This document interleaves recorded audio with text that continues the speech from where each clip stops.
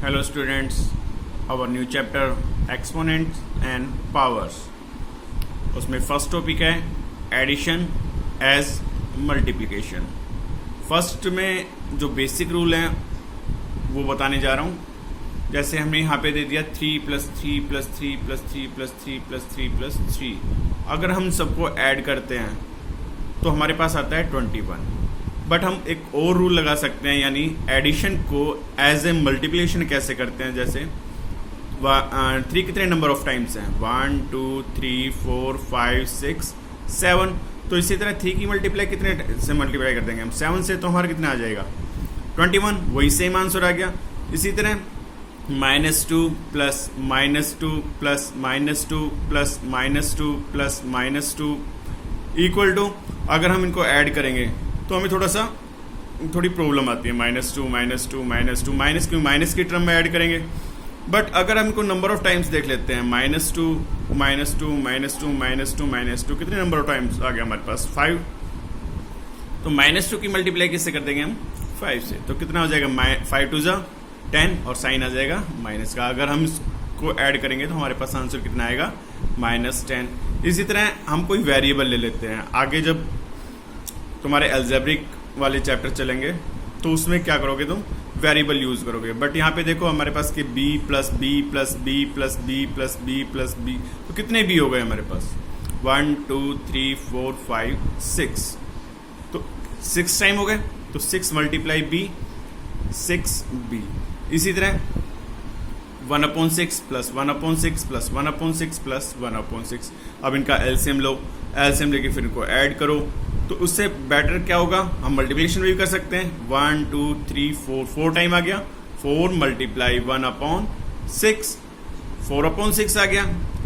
इसको standard form में ले लेंगे, 2 2 = 4 और 2 3 = 6।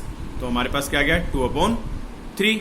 और कुछ सम बेसिक चीज़ें हैं वो मैं आपको बता रहा हूँ। जैसे यहाँ पे दिया हुआ है हमारे पास, अगर यदि हम मान लेते हैं कि a की वैल्यू हमारे पास क्या है, -1 है, और b की वैल्यू क्या है हमारे पास, 3 है। तो हमारे पास एक इक्वेशन दी हुई है जो जनरली शायद आपने 6th क्लास में देखी होगी। अब यहाँ पे क्या हुआ, 10b - 2a, यानी 10b, b की वैल्यू क्या है, 3, यानी 10 की मल्टीप्लाई किससे हो रही है, यहाँ पे मल्टीप्लाई साइन होता है, 10 की मल्टीप्लाई किससे हो रही है हमारे पास, 3 से। तो कितना हो गया, 30। इसी तरह माइनस साइन हमने लगा दिया, 2 हमारे पास यहाँ पे आ गया। अब a की वैल्यू क्या है हमारे पास, -1, तो यहाँ पे -1 पुट कर दिया। 10 3 = 30, इनको अलग अलग मैंने ब्रैकेट में डाल दिया। 10 क्योंकि पहले बोर्ड मास के रूल के अकॉर्डिंग पहले मल्टीप्लाई होगा। 10 3 = 30 एंड 2 1 = 2, वो भी -2। एक माइनस बार है, एक माइनस इनके साथ है, तो माइनस प्लस 30 + 2 = 32। कुछ एक क्वेश्चन और देख लेते हैं इसमें, b × b -a × a। जहां पर b है वहां b की वैल्यू पुट करो, और जहां पे a है वहां पे a की वैल्यू पुट करो। तो b × b 3 × 3 -a × a -1 × -1 × 3 × 3 = 9, -1 × 1 × 1 = 1। और माइनस कितने टाइम है, 1 2 3। तो जब 3 टाइम माइनस की मल्टीप्लाई होती है तो हमारे साथ में क्या आता है, माइनस ही आता है। माइनस साइन बाहर है, माइनस प्लस 9 + 1 = 10। अब सब एग्जाम्पल हम रेशनल नंबर में ले लेते हैं। m = 1/2 दिया हुआ है और n = -3/4 दिया हुआ है। और यहाँ पे हमसे वैल्यू पूछ ली 2m + 2n की वैल्यू। माइनस की भी पूछ सकता है, प्लस और माइनस में तो हमें एलसीएम यूज करना पड़ेगा उसमें। जैसे 2 × m, तो 2 × 1/2, 1/2 किसकी वैल्यू है, m की वैल्यू, प्लस 2 × 2n, n -3/4, 3/4 किसकी वैल्यू है, n की वैल्यू है। अब यहाँ देखो 2 से 2 कैंसिल हो गया क्योंकि मल्टीप्लाई में है। ये आप यहाँ पे अलग इसको ब्रैकेट में शो कर सकते हो कि 2m है, ये अपना अलग है, सेपरेट है, इसको अभी आप अलग शो कर सकते हो। तो अब ये क्या बच गया यहाँ पे 1, जिसके अपोन में डेरिवेटिव कुछ नहीं होता उसका डेरिवेटिव 1 यूज कर लेते हैं हम, प्लस साइन तो बाद में देखेंगे। यहाँ पे देखो 2 1 जा 2 और 2 2 जा 4। अब क्या हो गया, 3 की मल्टीप्लाई 1 से और नीचे अपॉन में क्या आ गया 2, पर ये माइनस है, माइनस प्लस की जब मल्टीप्लाई होगी तो हमारा क्या आ जाएगा -3/2। अब एलसीएम लेके इसको सोल्व करो, क्योंकि यहाँ पे प्लस माइनस आ रहे हैं, प्लस माइनस आएंगे जब हम एलसीएम लेके ही हमको सोल्व करना पड़ेगा। अब इसको एलसीएम लेके हमने सोल्व किया तो हमारे पास आंसर आ गया -1/2। एक एग्जांपल इसमें और लेते हैं, 3m डिवाइडेड बाय n। मैंने मल्टीप्लाई का एग्जांपल इसलिए नहीं लिया, पहले मैं डिवाइड का एग्जांपल ले लेता हूँ, उससे आपको मल्टीप्लाई का भी एग्जांपल हमारे शो हो जाएगा। जैसे अब 3m, 3 मल्टीप्लाई 1/2, क्योंकि m की वैल्यू 1/2 है, डिवाइडेड बाई n -3/2, 3/4, क्योंकि इसकी मल्टीप्लाई में कुछ नहीं है इसलिए मैंने कुछ लगाया नहीं। अब 3 मल्टीप्लाई 1, इसको अलग से ब्रैकेट में शो कर लेते हैं, 3/2 आ गया। अब डिवाइड को मल्टीप्लाई में जैसे ही मैंने चेंज किया तो ये क्या हो गया, रेसिप्रोकल हो गया। रेसिप्रोकल जैसे हुआ 4/3। अब यहाँ पे देखो, अब 3 से अगर ये कैंसिल हो रहे तो कट सकते, 3 1 जा 3, 3 1 जा 3, 2 1 जा 2 और 2 2 जा 4। तो अब क्या आ गया, यहाँ पे कुछ नहीं बचा, सिर्फ माइनस और क्या 2 अपॉन में 1 लिख सकते हैं। अगर हम -2 भी लिख लें तो भी इसमें कोई फर्क नहीं पड़ेगा। एक एग्जांपल और ले लेते हैं हम, इसी में एक एग्जांपल और, जैसे p इक्वल टू हमारा क्या दिया 1.5 एंड q इक्वल टू 0.5 दिया हुआ है। तो 5p plus 3q, 5 multiply p की value 1.5 and plus 3q, q की वैल्यू 0.5। अब 5 की मल्टीप्लाई 1.5 से की कितना आ गया 7.5 एंड 3 की मल्टीप्लाई 5 से की तो कितना आ गया 0.5 से की तो क्या आ गया 1.5। अब इनको हमने ऐड कर दिया, अगर ऐड हो तो ऐड करना है, सब्ट्रैक्ट हो तो सब्ट्रैक्ट करना है, मल्टीप्लाई हो तो मल्टीप्लाई करना है, डिवाइड है तो डिवाइड करना है आपको। तो हमारे पास कितना आ गया ऐड करने के बाद 9.0। और अब हम एक एग्जांपल और देखते हैं, जैसे मैंने -4 मल्टीप्लाई -4 मल्टीप्लाई -4 किया, तो अब यहाँ पे देखो माइनस कितने टाइम आ रहा है 1 2 3 टाइम आएगा। अगर 3 टाइम माइनस आया तो आंसर माइनस में आएगा, 4 टाइम माइनस आया तो प्लस में आएगा। अगर इवन में माइनस की मल्टीप्लाई होती है तो हमारा प्लस में आंसर आता है, और ऑड में माइनस की मल्टीप्लाई हुई है तो हमारा माइनस में आंसर आएगा।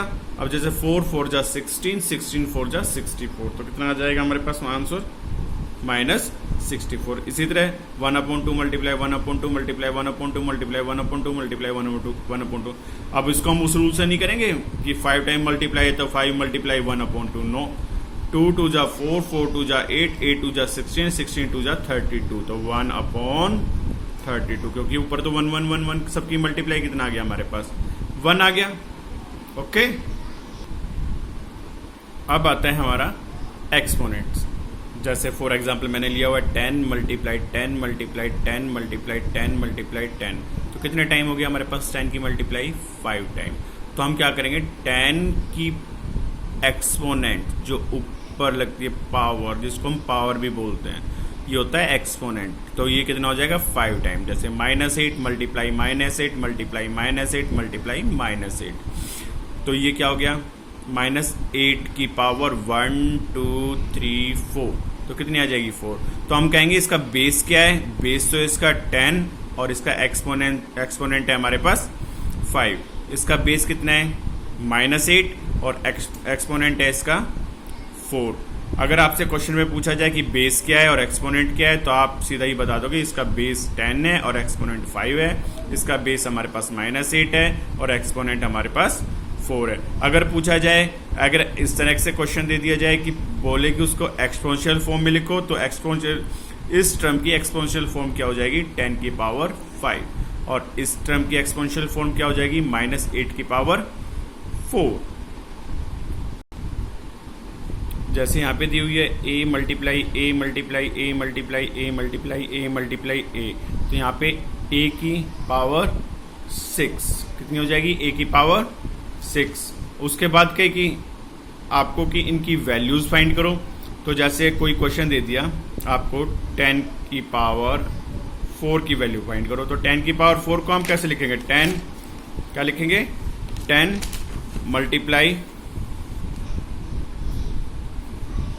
10 मल्टीप्लाई 10 मल्टीप्लाई 10। तो अब क्या करेंगे? 10 10 10 10 यानी 1 1 2 3 4 0। अगर आपसे कहे कि 2 की पावर 5 को आप एक्सपोनेंशियल फॉर्म में यूज करो तो 2 multiply 2 multiply 2 multiply 2। Exponential form नहीं, एक्सपोनेंशियल फॉर्म तो ये है। अब इसकी वैल्यूज फाइंड करनी है, तो वैल्यूज कैसे फाइंड करेंगे? 2 2 जा 4 4 2 जा 8 8 2 जा 16 16 2 जा 32। अगर कोई माइनस टर्म हो तो माइनस टर्म को कैसे करेंगे? तो जितने आप यहाँ पे देखेंगे, अगर ये -10 होता तो इसका आंसर आता प्लस में ही, क्योंकि इसकी जो एक्स पावर है वो किस में है? इवन में है। इसकी किस में है? ओड में है। अगर यहाँ माइनस होता तो यहाँ पे आंसर आता माइनस, क्योंकि -2 मल्टीप्लाई -2 मल्टीप्लाई -2 मल्टीप्लाई -2। अब मेरे पास एक एग्जांपल दिया हुआ है -1 की पावर 5, -1 की पावर 100, -1 की पावर 99, -1 की पावर 998। तो मैंने आपको बोला कि 1 को तो कितनी टाइम ही मल्टीप्लाई करो, 1 1 जा 1 1 जा 1 1 जा 1, तो आंसर कितना आएगा? 1। सबका आंसर क्या आएगा? 1 की कोई भी कितनी भी पावर हो, आंसर हमारे पास 1 आता है। बट यहाँ पे देखना पड़ेगा कि -1 जो दिया हुआ है तो इसमें इनकी पावर कितनी है, एक्सपोनेंशियल फॉर्म में कितनी पावर है इसकी? देखो यहाँ पे 5 है, यानी ओड में है। जब ओड में है तो माइनस आ जाएगा। अब ये किस में है? इवन में है। ये किस में है? ओड में है। ये किस में है? इवन में है। माइनस आएगा समय? नहीं, क्योंकि इवन में क्या आएगा? प्लस। अगर प्लस लगाओ तो ठीक है, ना लगाओ तो भी ठीक है। अब इधर भी प्लस लगा सकते हो, अगर यूं लिखो तो, क्योंकि हम ज़्यादातर वैल्यू प्लस वाली वैल्यूज को सिर्फ सिंगल यूजेस में लिखते हैं और माइनस वाली को माइनस से साइन से डिनोट करके लिखते हैं। उसके बाद मैं आपको बता रहा हूं, हमारे पास कुछ नंबर्स हैं, जैसे 1600 है और 3969 है।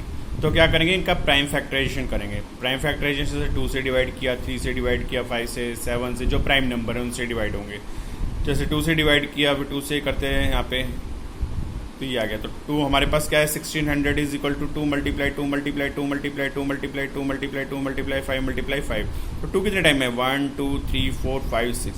तो 2 की पावर 6 मल्टीप्लाई बाई 5 की पावर 2। इसी तरह जैसे हमने यहाँ पे किया 3969 का, जब 3969 का किया तो हमारे पास कितना गया?